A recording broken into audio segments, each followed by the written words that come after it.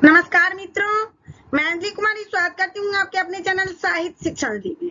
आज मैं कक्षा 9 की जो पाठ्य पुस्तक है विषय सामाजिक विज्ञान, उसका नागरिक शास्त्र का पाठ 2 है, लोकतंत्र क्या और क्यों।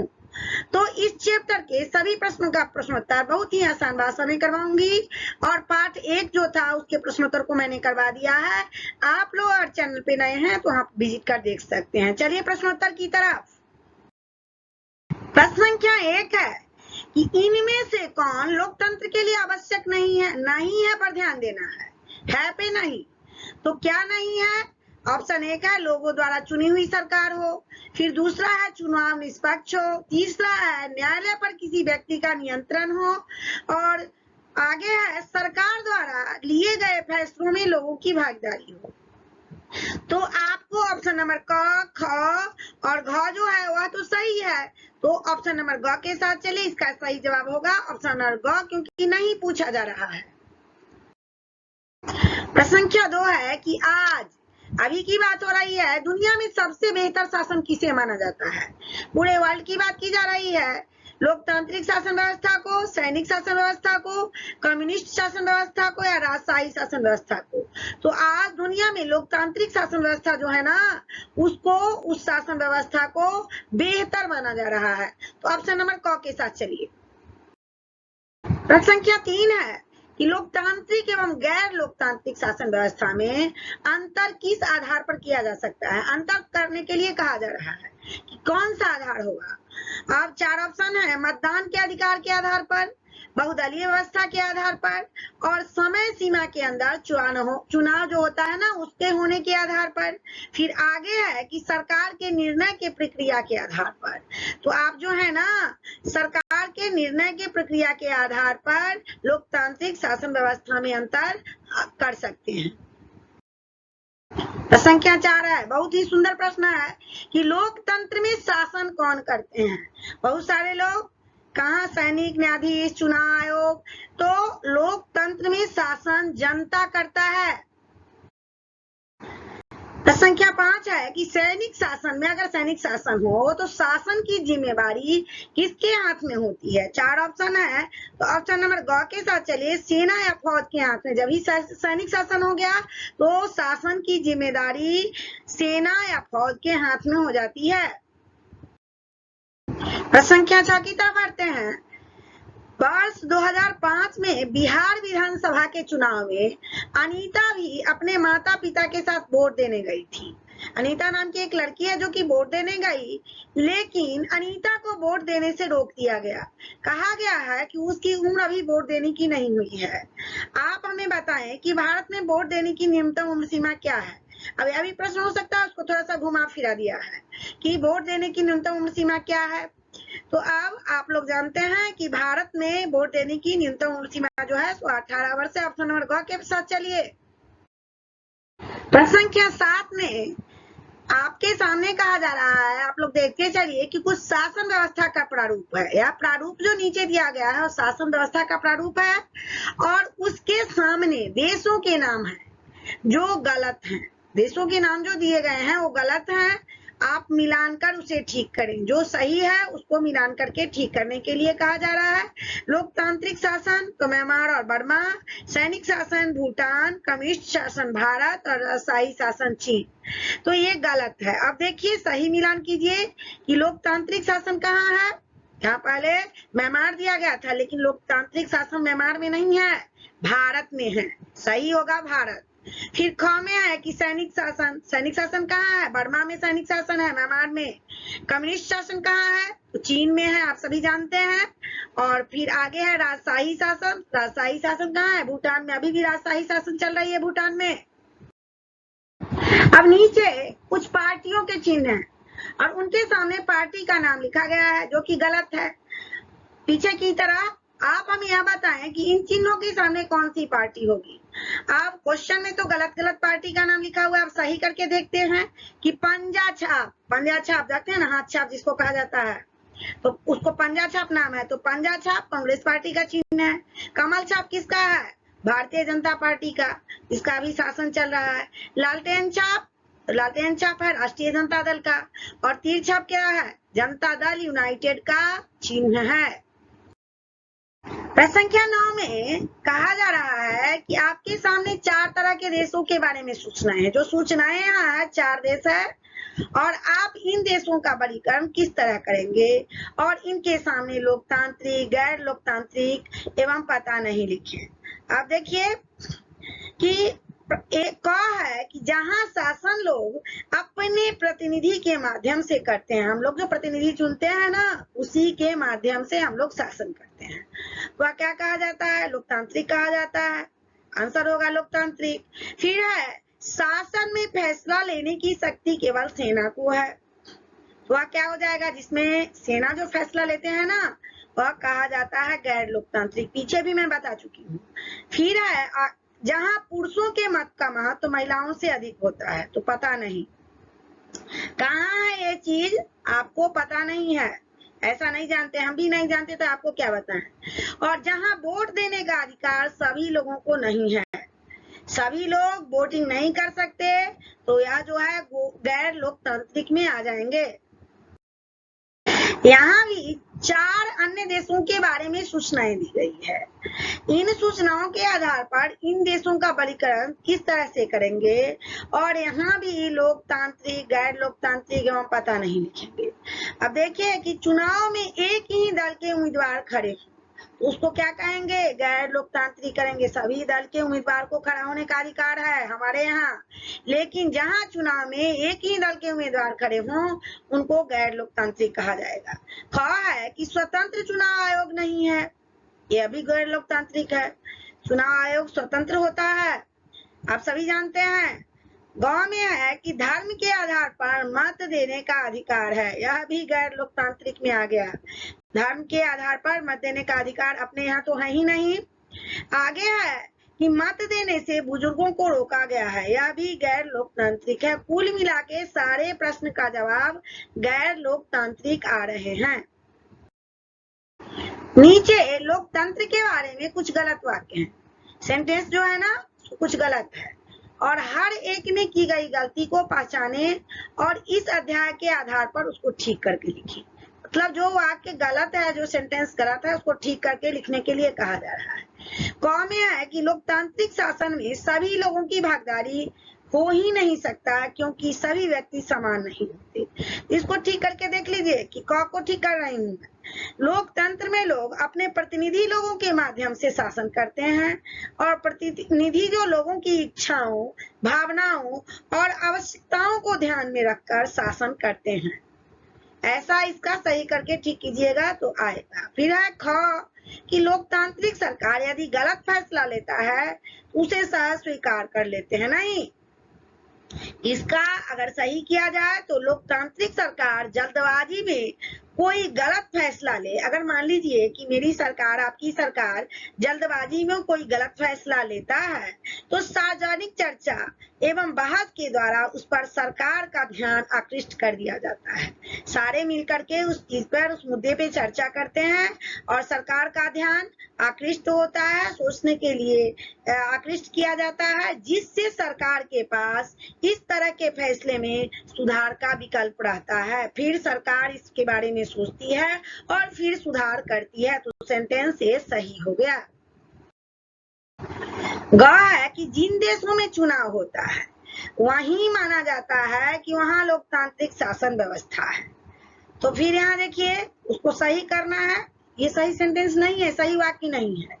इसका सही करके आप लिखिए कि जिन देशों में स्वतंत्र और निष्पक्ष चुनाव होता है वहां लोकतांत्रिक शासन व्यवस्था होती है। चुनाव तो होता है लेकिन निष्पक्ष होना जरूरी है, तो ये सही हो जाएगा। घ है कि लोकतंत्र में सरकार का नियंत्रण नहीं होती है, सरकार फैसला अपने इच्छा अनुसार लेती है। तो इसको सही कीजिए कि लोकतंत्र में सरकार का नियंत्रण नहीं होती है, वाकई में नहीं होती है, लेकिन सरकार फैसला आम जनता के हित के अनुसार ही लेती है, अपने आप नहीं लेती। अगर फैसला जनता के हित में है तो उसी के अनुसार लेती है, और यदि सरकार गलत फैसला ले लेती है तो जनता अपने चुनाव में उसे क्या करते हैं, बदल देते हैं। नीचे कुछ वक्तव्य दिए गए हैं और इनमें से किसे लोकतंत्र के खिलाफ मानते हैं और क्यों मानते हैं, वक्तव्य को पढ़ लेते हैं। कि क्या है, अब लोकतंत्र में सभी लोगों का वोट का मूल्य बराबर होता है और खिलाफ मानते हैं ये पूछा जा रहा है, तो ऐसा तो होता है। लोकतांत्रिक सरकार लोगों के कल्याण के लिए कार्य करती है, ऐसा भी होता है। और गांव में है कि लोकतांत्रिक सरकार ज्यादा मनमानी करती है, और आगे है गांव में कि लोकतांत्रिक देश में सरकार लोगों के प्रति उत्तरदायी होती है। तो गांव जो है ना कि लोकतांत्रिक सरकार ज्यादा मनमानी करती है, यह जो है वक्तव्य यह लोकतंत्र के खिलाफ है, क्योंकि लोकतांत्रिक सरकार जो है ज्यादा मनमानी करती है और लोकतंत्र के खिलाफ मत है, क्योंकि लोकतंत्र में मनमानी की कोई जगह नहीं होती है। कहे ना कि यार लोकतंत्र में मनमानी की कोई हित में फैसला लीजिए, जनता के हित में फैसला लीजिए, उसमें भी अगर सुधार की जरूरत हो तो इनमें से जो भी निर्णय लिए जाते हैं इसमें बहुमत को ध्यान में रखा जाता है अगर सुधार की जरूरत होती है, और बहुमत जो निर्णय लेती है उसी को ध्यान में रख करके और निर्णय लिया जाता है लोकतंत्र में। नीचे कुछ कथन दिए गए हैं जिसमें कुछ लोकतांत्रिक एवं गैर लोकतांत्रिक हैं। आप बताएं कि यह कथन लोकतांत्रिक एवं गैर लोकतांत्रिक क्यों है। भारत सरकार के एक मंत्री ने कहा कि संसद को ऐसे कानून बनाने चाहिए जो प्रेस की स्वतंत्रता पर प्रतिबंध लगाए। प्रेस वाले क्या करते हैं, प्रेस वाले कोई भी मुद्दे को उछाल में ला देते हैं, तो ऐसा कथन है। फिर है कि मुखिया जो एक बुजुर्ग महिला को वोट देने से इस आधार पर मना कर दिए कि वह अनपढ़ थी। आप दोनों को क्या करना है, आप दोनों लोकतांत्रिक एवं गैर लोकतांत्रिक है क्यों है, ऐसा पूछा जा रहा है। तो लोकतांत्रिक व्यवस्था में प्रेस सरकार का चौथा स्तंभ होता है। आप मना नहीं कर सकते हैं, संसद भी नहीं मना कर सकता है, सरकार भी नहीं मना कर सकता है, क्योंकि वह चौथा स्तंभ होता है। और क्या होता है, इसीलिए इस पर प्रतिबंध नहीं लगाए जा सकते हैं। क्यों, क्योंकि यही जनता की आवाज सरकार तक पहुंचाती है, और यह कथन गैर लोकतांत्रिक है। ऊपर वाला जो कॉक वाला है कथन यह गैर लोकतांत्रिक है। कहा जा रहा है कि अब चुनिए कि जो कथन है वह लोकतांत्रिक है गैर लोकतांत्रिक है। दूसरा है ख में कि लोकतंत्र में सभी व्यक्तियों के मतों का बराबर महत्व होता है। मुखिया जो है वह बुजुर्ग महिला को क्यों रोकेगा भाई, क्योंकि सभी व्यक्तियों का मतों का बराबर महत्व होता है, चाहे अनपढ़ हो, पढ़ा लिखा हो, बूढ़ा हो।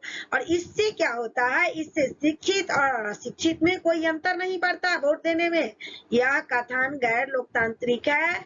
मुखिया जी जो है एक बुजुर्ग महिला को वोट देने के अधिकार को नहीं रोक सकते हैं, यह गैर लोकतांत्रिक है। बिहार सरकार ने दलितों के विकास के लिए महादलित आयोग बनाया है। यह कथन जो है ना लोकतांत्रिक है, क्योंकि लोकतांत्रिक व्यवस्था में पिछड़े वर्गों तथा दलितों के विकास के लिए इस प्रकार के संगठन बनाना क्या है, आवश्यक है। वह है कि महिला संगठनों ने संसद में अपनी पूर्ण भागीदारी के लिए आरक्षण की मांग की है। यह कथन जो है ना लोकतांत्रिक है। कैसे, क्योंकि लोकतंत्र में विचार एवं अभिव्यक्ति की स्वतंत्रता को महत्वपूर्ण जो है ना स्थान दिया गया है कि महिलाओं को भी विचार एवं अभिव्यक्ति की स्वतंत्रता होनी चाहिए। बढ़ते हैं प्रश्न संख्या 14 की तरफ। बिहार में एक गांव ऐसा है जहां अभी तक एक भी स्कूल नहीं खुला है, और इस गांव के लोगों ने एक बैठक कर सरकार की ध्यान इस ओर दिलाने के लिए कई तरीकों पर विचार किया, और इसमें कौन सा तरीका लोकतांत्रिक नहीं है, नहीं है पर ध्यान दीजिए, और क्यों नहीं है यही पूछा जा रहा है। तो अदालत में शिक्षा पाने के अधिकार को अनिवार्य एवं मौलिक अधिकार बताते हुए केस दायर किया। फिर आगे है सरकार के खिलाफ जनसभाएं एवं बैठक की। गांव में है कि अपने गांव में आए अधिकारियों को बंधक बनाया और अभद्र व्यवहार किया, और गांव में है कि अगले चुनाव में मतदान बहिष्कार का फैसला किया। तो गांव जो है ना यह कथन लोकतांत्रिक नहीं है। क्यों नहीं है, क्योंकि हम में से गांव में कोई भी अधिकारी, अगर हमारे गांव में कोई अधिकारी जो आ रहे हैं तो वहां किसी को बंधक नहीं बनाया जा सकता। और फिर गांव में है कि यह तरीका लोकतांत्रिक नहीं है। गौ जो कथन है ना वह सही नहीं है और लोकतांत्रिक भी नहीं है। क्यों नहीं है, क्योंकि लोकतंत्र में मतदान के द्वारा ही जनता अपनी सही प्रतिनिधि का चुनाव कर अपनी समस्या का स्वयं समाधान पाते हैं। अगर सही प्रतिनिधि का चुनाव नहीं करेंगे तो उनकी समस्या का समाधान सही नहीं होगा। तो गौ और घ कथन गलत है। प्रश्न संख्या 15 है कि इनमें से किस कथन को आप लोकतांत्रिक समझते हैं और क्यों?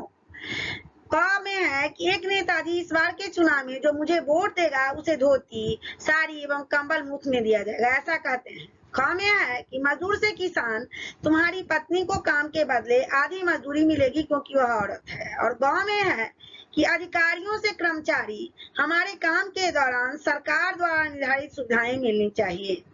तो ग ऑप्शन जो है वह बिल्कुल सही है, क्योंकि ऐसा होना चाहिए। यह कथन जो है लोकतांत्रिक है। बढ़ते हैं प्रश्न संख्या 16 की तरफ।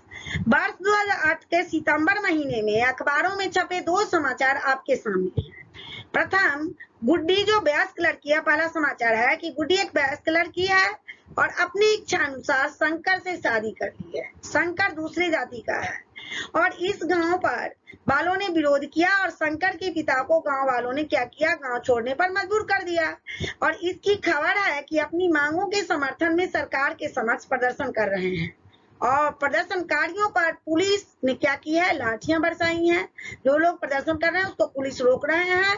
और इन दोनों खबरों पर विचार करें और अब बताएं कि यह खबर लोकतंत्र के अनुकूल है या नहीं। अपने समर्थन में तर्क दीजिए। पहला है कि शादी कर लिया है, दूसरा है कि पुलिस लाठी बरसा रहा है। पहली खबर के अनुसार गुड्डी और शंकर का अपनी इच्छा से शादी करना लोकतांत्रिक है, क्योंकि जबकि प्रदर्शनकारियों पर पुलिस के द्वारा लाठियां बरसाना लोकतांत्रिक नहीं है, क्योंकि लोकतंत्र में लोगों को अपनी मांग को मनवाने के लिए प्रदर्शन करने की स्वतंत्रता प्रदान की गई है। अब स्वतंत्र ये तो नहीं करना चाहिए प्रदर्शन, लेकिन स्वतंत्रता प्रदान की गई है लोकतंत्र में कि अपनी मांग को हम सरकार के सामने रख सकें। तथा गुड्डी और शंकर का अपनी इच्छा से शादी करना भी लोकतांत्रिक है, क्योंकि लोकतंत्र में जनता की इच्छा ही क्या होती है, सर्वोपरि होती है। प्रश्न संख्या 17 में कहा जा रहा है कि 26 सितंबर 2008 को दैनिक हिंदुस्तान समाचार पत्र में परमाणु करार के विरोध में विपक्षी सांसदों ने संसद मत परिसर में धरना प्रदर्शन किया और इस मुद्दे पर देर बहस के लिए संसद की बैठक बुलाने की मांग की। किससे की? तो सरकार से की। और इस खबर पर विचार करें और बताएं कि विपक्षियों का यह तरीका जो है लोकतांत्रिक है, गैर लोकतांत्रिक। अपने समर्थन में तर्क देने के लिए कहा जा रहा है।